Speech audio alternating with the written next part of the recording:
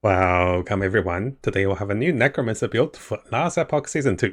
Now looking behind me, there's some pretty large testing dummy numbers over 2 million damage. And of course, let's go through the testing and also the demonstration to show you guys this new WraithLord build for the Necromancer.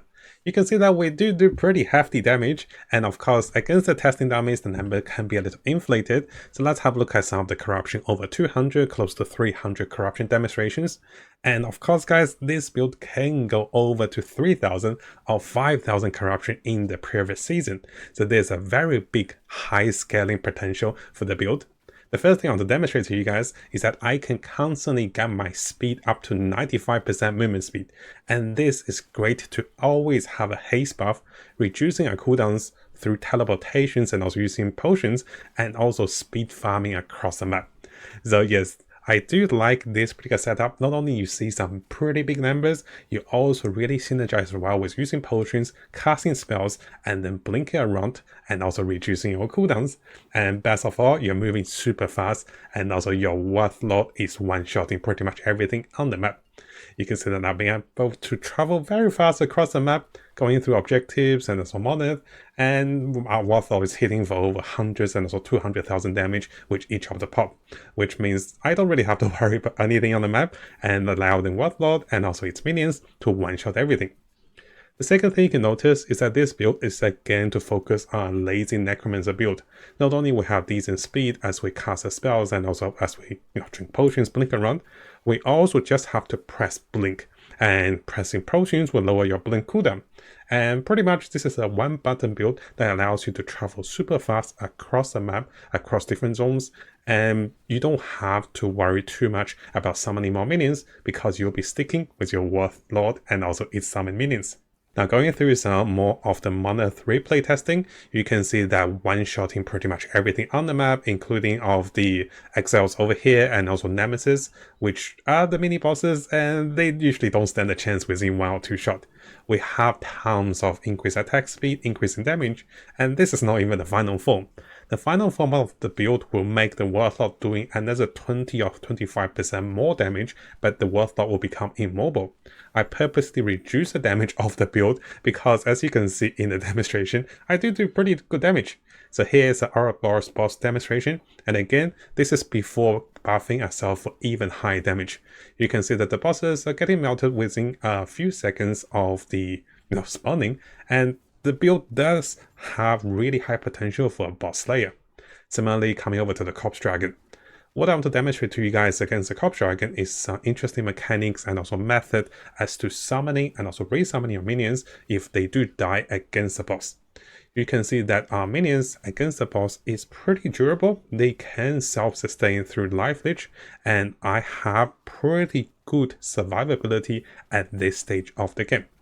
Again, in higher corruption, which we'll discuss on the second part, you can build towards more resistance, or I guess more warding and also more survivability. But the damage for this build is really high. Now, final demonstration over here against the Harbinger. You can see with the right setup, the Harbinger around 200 to 300 corruption is dying pretty quickly. And I'm super mobile, I can dodge pretty much all the spells, debuff the boss, and let my minions do the work. And of course, within about a few seconds, the Harbinger is down to last bar of HP, and then we took it down. Now before we jump over to my builder's guide, which I have acquired most of the items for fairly cheap in the Merchant Guild, I would like to say a big shout out and also thank you for Keeper184 over here on YouTube for sharing his previous build on the Necromancer, which I followed. And we can see that he has achieved over 5,000 monolith corruption and also taking down the Uber Aberth, all the bosses in the game with relative ease. I'll also refer back to his builder's guide in the links below should you want to follow him on his previous setup. Now because I think this build has a great scaling potential, let's also have a look at the endgame on the previous season with Keeper over here. Now, I'm not saying the current season you can push easily for 5,000 corruption, because this took our content creator months to get through, but let's have a look at the demonstration. Similar concept can work, and you can see the power of this build in the ultra late game. This is 5,000 corruption plus, and you can see that his WraithLord is still one-shotting everything on the map, or two-shotting them, doing millions of damage and with rapid attack speed. He's relocating the WraithLord accordingly, and this allows him to reposition, dealing additional damage, debuff enemies and also having additional buffs to his character, which I'll explain later in the video. So as we watch the demonstration video, you can see that he's extremely mobile, deals tons of damage, and also having some really decent survivability together with a very hefty single target damage coming from the WraithLord. And as we can see in the demonstration for the higher corruptions, it is a more of a dodge attack and run around your minion setup that you're not trying to tank with your main character, but rather relocating and also strategically planning your WraithLord accordingly so that they can be taking down the enemy. You're not expected to tank up as the summoner, but rather you're here to use your worth to one-shotting enemies, which is also really cool and also strategic for higher level corruption, because there's no way we can tank too many hits even with 20 or 30,000 warding that is also decaying very fast. Now briefly have a look at some of the endgame Uber fight with Epoch, and you can see the build itself in action, and this is coming from Keeper as well. You can see that against the Uber Epoch, he is doing a lot of good damage, and the boss is dying super fast. Again, the build itself is not designed to be super tanky, but rather is a little glass cannon against the boss. It has great boss slaying potential, but the drawback is you're a little squishy. So you do want to dodge the boss mechanics and also damage, and you can see his life did go down quite rapidly. But on the positive side, his WraithLord is super tanky and also deals tons of damage. And within about 20 or 30 seconds, he has taken down the Uber Epoch. So this is the demonstration I want to share with you guys. After some research, we can see this build can work in much higher corruption. Again guys, those are the replays coming from the previous season. Our content creator haven't shared the latest update for the current season, but he does have some really detailed guide that I have been following and also testing. So you can have a look at my current setup, which is more of a budget player-friendly speed farming setup, and you can also have a look at the late game scaling setup with more survivability and also even higher damage. So briefly going through how does the build work, we are using the WraithLord helmet, the unique helmet that can be crafted into a legendary. This helmet can be found for 2 legendary potential relatively easily, and the ability of this helmet, not only you get a +1 rank to summon worth, some cooldown reduction, some minion cooldowns, some minion spell damage, what you get is you also get the ability to summon WraithLord. So when you press summon worth, not only you get your WraithLord, you also get 2 flame worth that comes with it. You can then hyper buff the WraithLord with a variety of gears and also abilities. So some of the gears that can buff the WraithLord are the flat damage of spells and also additional penetration for necrotic penetration for minions. Over here we have +4 to worth, and this is pretty hefty of a damage boost. Over here we also have the death rattle that gives us minion critical strike multiplier, intelligence, and also crafted with more minion damage. We can also look for additional minion damage, and additional minion health, and of course we can look for even higher minion damage together with ability to teleport your minions with you, which is great. We can look for additional skill ranks and also more minion damage on all the items we have. Similarly, on the idols, we're looking for minion penetration with necrotic damage together with necrotic damage. We'll also have chances of summoning more flame worth, which will help us to do more damage, together with even increasing critical strike chances for the minions. So, how does the skill work? You can see I have level 28 onto WraithLord, summoning worth. This is achieved through +4 over here, +1, +2, and +1. And this really racks up your damage massively. You can see some big numbers. WraithLord is getting buffed firstly through the ability to permanently keep the WraithLord, and this will give us increased size, increased damage. We can summon more flame worth through the WraithLord, having additional critical chance, critical strike, having flat damage, increasing necrotic damage, and finally, this is our optional point for even higher damage. Now during mapping, sometimes I unperk this point because the WraithLord does not move once you have this point. Sometimes I want it to follow me. But in order to get them to follow you, you do have this particular experiment affix, which as you teleport around, even though your WraithLord is immobile, he can still teleport next to you. And this is amazingly good if you combine with the ability to use potions to reduce your cooldowns. So what you can see over here is I can blink, I press potions, and my cooldowns reduce for the teleportation, then I blink again. And this will resummon the WraithLord, restore its health, and also relocate the WraithLord for even greater mobility and also bonus damage. So, as for the rest of the skills, the teleportation transplant skill is great because it can auto cast our curses on location. You also provide us with bone armor that has a long duration. You also have a variety of debuffs that we can inflict among enemies, together with granting us haste and also frenzy. So this gives me tons of mobility, ability to relocate minions, and also survivability. Because we can auto cast curses just by blinking, this means this is more of a one-button build. So you can manually cast your curses, and this will greatly increase your narcotic damage dealt, together with the ability to mark enemies for death, and also ability to stall enemies, increasing your damage dealt. There's tons of great points with curses. And this can be automatically casted, or you can cast this one manually. It doesn't cost that much mana, and the AoE radius is pretty massive. Now, we have the teleportation mobility, we have the main damage, we have the buffing. We also have 2 different shades to buff the WraithLord. The Dread Shade is going to be a permanent buff that we can put on the WraithLord to increase its damage, attack speed, casting speed, bonus damage, and also even higher damage when it is cast on the Wraith. And similarly, we also have Infernal Shade that can now be attached onto minions with infinite duration. This spell does tick down the WraithLord a lot through damage over time, but we can indefinitely sustain the WraithLord through life leech and also recovering of life as we teleport. So we'll be buffing the WraithLord with 2 different shades for massive damage bonus. Now, as a demonstration, let me show you guys the damage over here. You can see here our WraithLord and our minions is hitting the testing dummy, and this is before I buff him with double buffs. Now I'm going to cast a shade and also the shade onto him, and you can see our damage numbers really rack up massively. And this means even though the WraithLord is constantly losing health, he's also life leeching a lot, which means he can be very sustainable. So now the second thing I want to show you guys, I can press some potions, recover my cooldowns. Notice that because of the buffs to the WraithLord, he's constantly losing health, and he dies rapidly if he's not hitting enemy.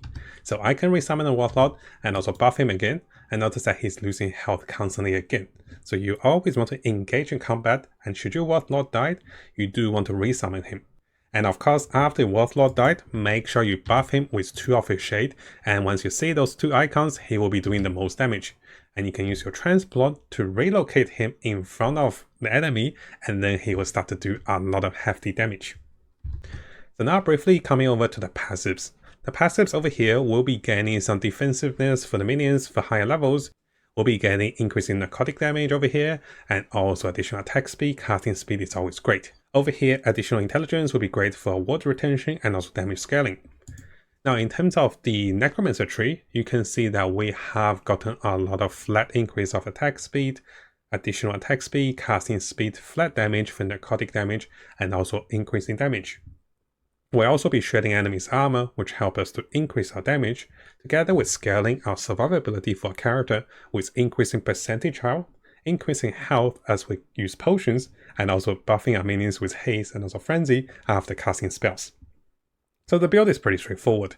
You are rather of a glass cannon because you have around, I guess, 3,000 to 4,000 warding, depends on your gears. You can get a little more warding, especially using potions. And then most of the time, you're using your minions to one-shot enemies. So you focus more offense over defense. Now, some of the ways we're getting warding is coming from this unique armor piece that provides us 20% missing life gain as warding, together with this experimental effects with another 12%. You can try to get similar stats with the last living boots, the unique boots, with another 12%, I believe, but the downside is it's harder to buy and also find those boots for 2 legendary potential. And having some mobility, even the implicit of increasing haste effect is great for increasing speed for the particular setup. Now we have went through the gears initially. I'm briefly going through the legendary potential crafting. You're looking for intelligence, life percentage on the helmet, which I missed. You're looking for minion damage and hopefully tier 7 if you can on the death rattle. You're looking for +4 worth and also additional intelligence, additional life percentage or vitality can work. Prioritizing our intelligence is also great, and I also missed that. I hit the void resistance. In terms of the weapon, you're looking for a tier 7 minion melee and also spell damage. After that, you can go for the shared minion necrotic damage penetration, but unfortunately I couldn't get that, so I actually got the minion bow and also spell damage, which is also not bad. And in terms of the relic, you can look for additional minion damage, additional life, resistance, anything that helps you to do more damage or more survivability. Now, one of the highlights for the build is the experimental affix that reduces your cooldown for your traversal spells using potions. Because we're pretty much a potion tech speedy farmer, having potions will give us a lot of buffs and also special effects. So you can be gaining health and also additional hanger duration while using potions. And this is great for buffing your minions for higher damage. Together with casting spells and also in-buffing your minions, you can see that once I cast my transport, I get a tons of buffs and also defensiveness. So having lower cooldowns to transplant is also very important. So hence having cooldown recovery on the belt, higher implicit roll on the helmet for cooldown reduction, which I didn't get the best one, I only got a 7%, and even finding cooldown reduction on the boots can be great.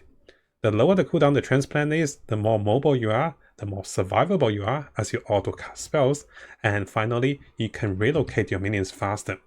You can reduce your cooldowns of your transplant by using potions, but I used all of them in the demonstration, but in the fight you get a lot of potions. Now, briefly talking about the survivability of the build. My current setup is fully focused on doing more damage. It is quite glass cannon. You can find even higher minion damage over here, and also finding some resistance and also defensiveness. That is also great. What I do want to show you guys is, if we have a look at the setup coming from our friend Keeper over here, what he has is, he has more defensive setup with percentage life and also ward retention, and this is how he have over 3,600 life with tons of ward retention, 400% ward retention. I have less than 200% ward retention, and hence my survivability is much lower. So should you want to push for over 1,000, 2,000 corruption, I do recommend coming over to his videos and also to his guide to see the later game setup, which I also provide you guys in the links below. Now finally, as for the build, I'll recommend going for all resistance to 75%, but sometimes you might not have that. You can find resistance through the blessings, or you can find resistance through the idols. But ideally, finding more life percent, ward retention on the idols, or increasing penetration and also damage is also great. You can see that with my minions, I have about 1,250% necrotic damage bonus and 62% necrotic penetration. This can go even higher if I were able to craft more penetration on the weapon with a tier 5, giving us a lot higher damage. Now, briefly coming back to the replay demonstrations, what I do with this build to speed farm is, I'm just running around fast as I can throughout the map, and I'm casting my transplant as long as it comes on cooldown. I'll be casting it for teleportation, additional haste and also frenzy buff onto my character, and then using my potions to reduce its cooldown to get even more haste and also movement speed. So using your potions, using your transplant not only give you more survivability, but also more mobility, and also this reduces the cooldowns of transplant. So this means I can be speeding around the map very, very fast, and as I teleport, my minions will be right next to me to one-shot everything.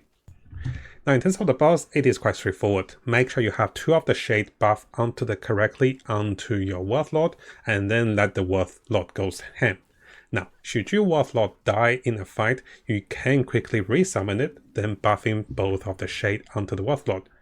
So here is a good demonstration against the boss and where my WraithLord actually died or I have to resummon it. So here, as we fight, I notice that my shade is not buffed on the WraithLord, and this means I want to rebuff the shade. So I resummon the WraithLord, then I rebuff both of the Dread Shade and also the Infernal Shade onto the WraithLord, and then we go back to work.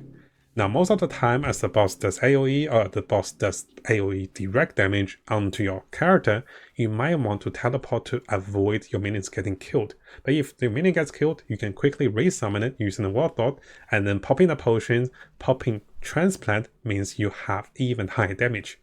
If you blink onto the boss, you also auto cast your curses. So this means that blinking around not only give you bonus damage, you also debuff the enemy. And that is a highlight. Now, do keep in mind the build is a little squishy after 300 corruption, so I do recommend looking into the higher budget and also higher scaling late game with over 2, 3 or even 4,000 corruption from the setup coming from Keeper over here. Now before we finish, I have a small tip. So notice over here my WraithLord still follows me, but my Wraith are immobile. So if you want your Wraith to be moving around and if you don't mind sacrificing a bit of damage, what you can do is, throughout mapping, you can unperk this point. And this means you will do about 20 or 25% less damage with your Wraith, which is pretty hefty, but if you're one-shotting or two-shotting everything, this might not be a problem.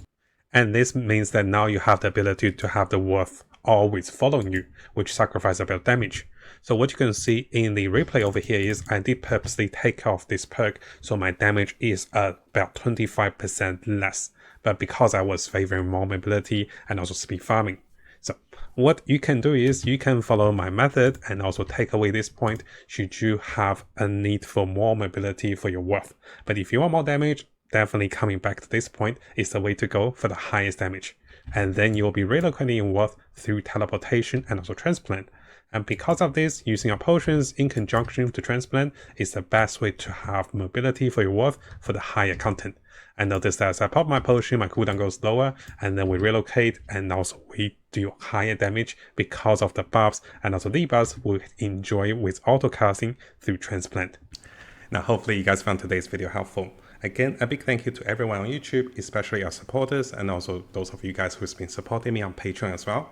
And we do have a new feature on the Mattjestic YouTube channel. If you click onto this, you can become a member. Yes, I've added this just recently, and this will allow you to have early access to videos that is posted a few hours or even half a day earlier if you want to watch those videos a little early.